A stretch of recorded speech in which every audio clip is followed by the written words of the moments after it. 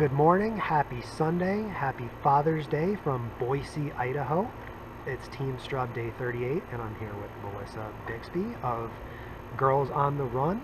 Melissa, thanks for joining us this morning. Good to be here. And I would love for you to introduce yourself, tell everybody what you do. All right, well, my name is Melissa Bixby, and I am the director of Girls on the Run Treasure Valley, which is a Girls on the Run council here in the Boise, Idaho area.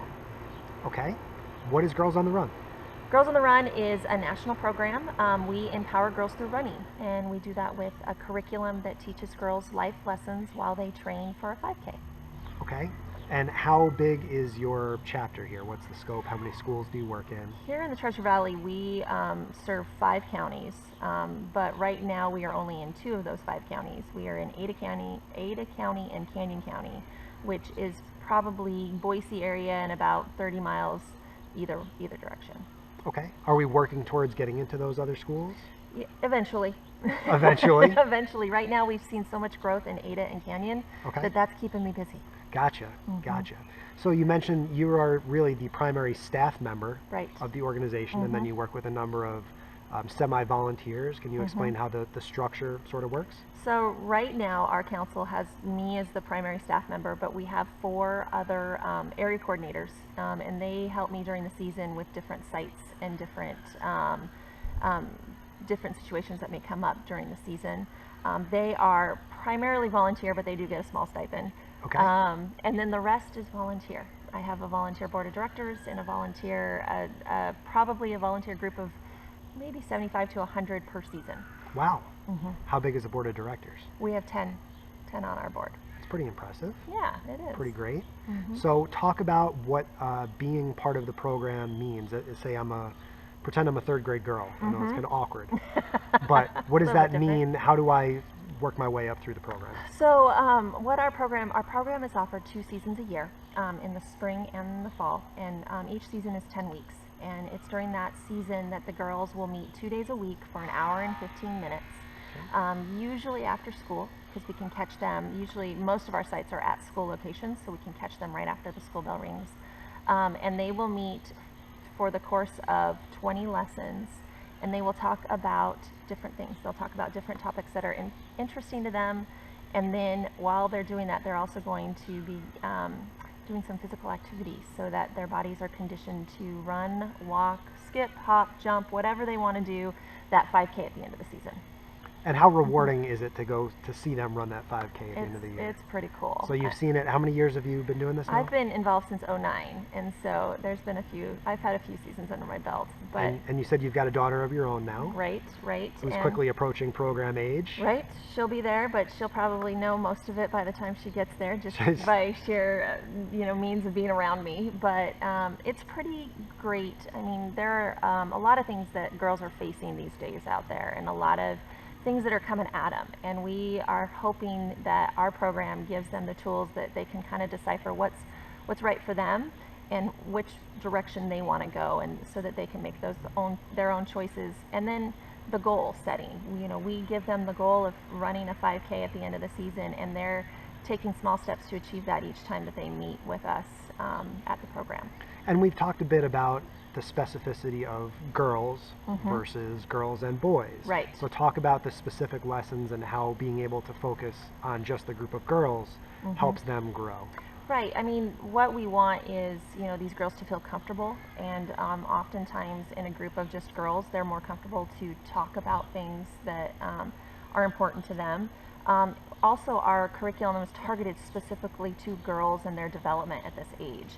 And so, boys and girls are different. They have different ways of learning, different ways of communicating, and so our program tries to tie in what is comfortable for girls so that they do feel comfortable at the program level. Now, they do we do have male volunteers that come out and volunteer, because we believe in role models of everybody. So girls can see a role model in a female coach and in a male coach. Okay, great.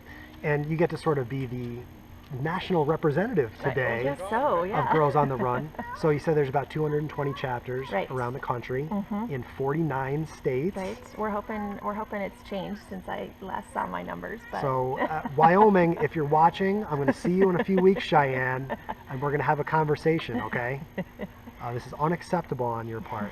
So talk about the collaboration between chapters. You know, there's obviously different problems that different chapters may encounter, and you said you use a program called Podio to be able to communicate with other chapters about how to solve those issues. Right. Well, you know, our national office does a good job with connecting councils together, and you know, we're the ones out there on the front lines, and so we're dealing with similar situations. And you know, while we all have our strengths, you know, there are certain times where we need to help each other, and Podio is one where we can throw out a question and they will anybody can answer it. They can download or upload a document or whatnot, and that helps us continue the collaboration.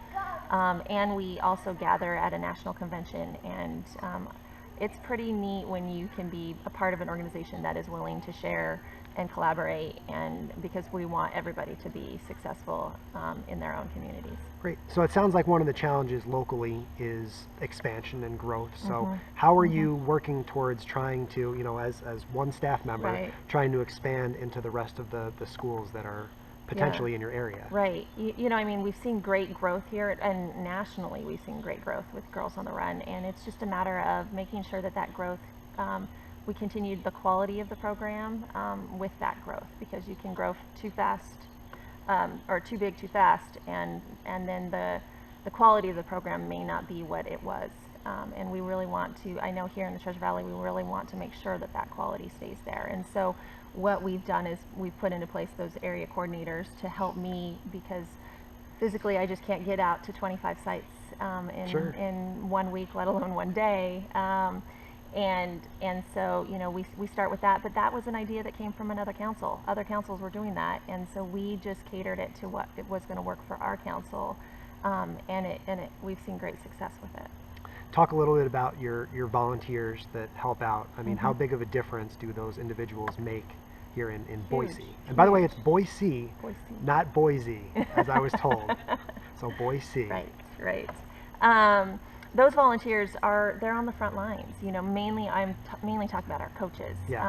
They're the ones that are touching those girls' lives in so many different ways, by encouraging them, by motivating them, by really making sure that they you know, are empowered and that their true selves are seen, because so often sometimes girls hide that, and we really want to make sure that they the light within them is shining through. And those coaches it takes a lot to get out to a site and be there, you know, 2 days a week. We all lead busy lives, and to have a volunteer come out and dedicate you know, an hour and a half of their day twice a week for 10 weeks is a big deal.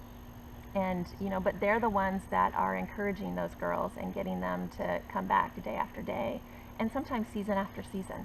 And I was going to say, it's so redeeming to see the girls succeed at the end of each year, but also, having been in the program for several years now, you've got to see a number of these girls grow up and run cross country, some of them, and really succeed. So as a mom now, you can see, talk about how fulfilling it is to see some of these girls age through, you know, into high school and everything. Right. You know, I mean, there are often times, and I was a coach before I became the director, and so you often see a little girl come in, and you can see who they are, but they may not see who they are. And by the end of the program, they have found whatever it was that they needed to find, and they then have the confidence to go on to do different activities, whether it's running or whether it's in a different form. And also we hope that it extends into their family life. Often I'm told, you know, by parents, is that, you know, my daughter being Girls on the Run got me back into running. You know, I was a runner in college, and then I became a mom, and then it just didn't happen. And oftentimes it's really rewarding to see the family come out and the whole family participate in the 5K, not just the girl. Sure.